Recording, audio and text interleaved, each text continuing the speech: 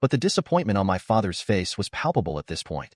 I had already left home a long time ago, so I was happy, because at least I wouldn't have to deal with this situation face to face.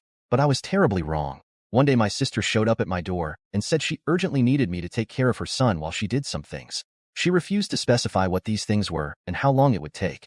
So at first I refused to comply with this request. But she begged so much and said my parents refused to take care of him that I ended up feeling sorry for her and agreed to take care of him for this time, thinking it would only be a few hours.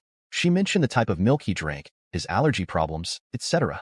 I didn't understand why she was being so detailed, since theoretically I would only be with him for a few hours, but I didn't comment on it.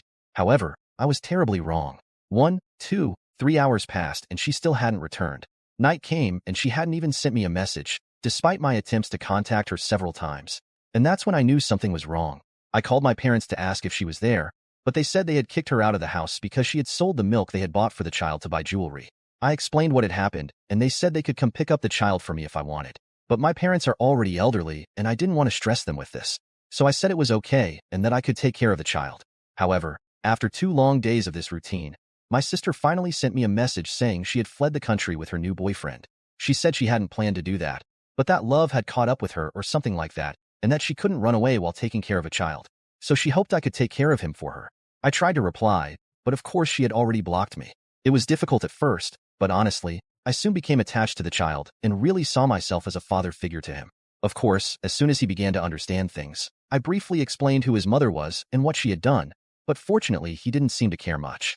I honestly thought my sister would never show up again, and honestly was hoping she never would. But unfortunately, that's not what happened. Recently, out of nowhere, she knocked on my door, and when I answered, she hurriedly entered my house saying she wanted her son back.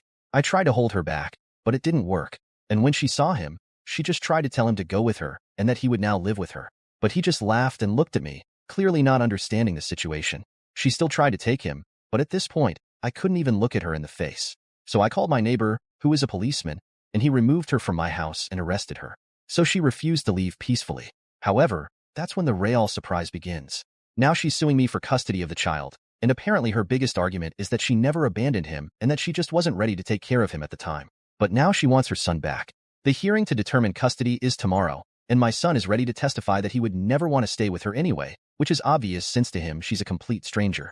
I know it's hard for me to lose custody of him in a case like this, but even so, I admit I'm afraid he'll end up falling into the hands of someone like her. You can now check if there's a part 2 by pressing share and more.